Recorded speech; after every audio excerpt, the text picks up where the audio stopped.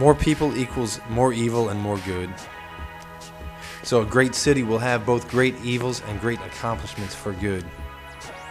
Detroit is a perfect specimen. It's known for its faithful, loyal people, both to the city and to her sports teams. It was in Detroit that the middle class was born. The automobile, Motown. It's a working man's city where people know how to rally together and pull themselves up by their bootstraps. Even now, there's great ingenuity being birthed in Detroit that may even teach other at-risk cities how to recover. Yet it's also known for drugs, intense violence, political and church corruption, racial division, poverty, fatherlessness. So why Detroit? Because God is doing something in Detroit amidst the best and worst of what it means to be human, and He asked us to participate. It's a grand stage for the world to see the gospel at work, and the spotlight of bankruptcy, violence, corruption, resilience, and hope has put it on display.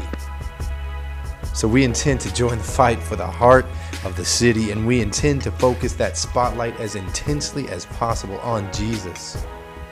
We exist to fill the city with the fullness of Christ. The Apostle Paul tells us that the church, the people who have become a part of God's family through Jesus, are the tangible presence of Jesus on earth.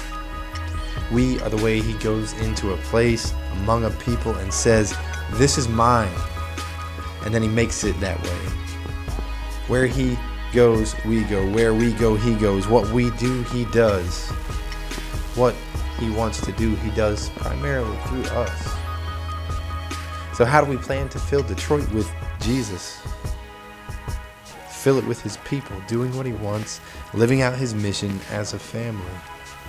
More specifically, our vision is to see God birth at least one missional community in every neighborhood in the city in the next 10 years. A missional community is a group of people who become family to each other and seek the good of the neighborhood by learning to live like Jesus and inviting more people into the family. Each missional community needs a team of at least 4 leaders to guide and care for the family. So with roughly 100 neighborhoods in the city, that means we need to recruit, empower, develop at least 400 leaders. So developing leaders is not an option. It has to be our way of life. So then, what's our leadership strategy? Serve, develop, engage. Detroit's not a blank slate, and we aren't the Messiah. There are wise men and women who God has placed in this amazing city long before us. So it's not about putting our stamp on each neighborhood. It's about making a big deal of Jesus in all of Detroit by any godly means necessary. We want to come alongside leaders who are already doing it and help them make their dreams succeed, giving them our people, our time, our resources, and even our lives.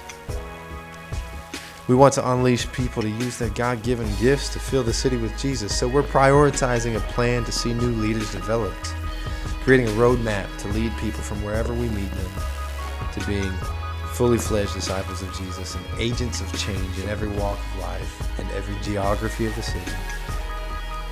We need individuals, churches, and businesses willing to finance the mission as well. So please consider giving generously out of your abundance to strengthen the gospel witness in the city of Detroit. We need both recurring monthly gifts and one-time gifts. We need individuals and groups willing to use their influence. So please share our vision and our resources widely on your social media pages, by word of mouth, or even consider joining our street team and letting us train you to share the vision with churches and individuals in your city.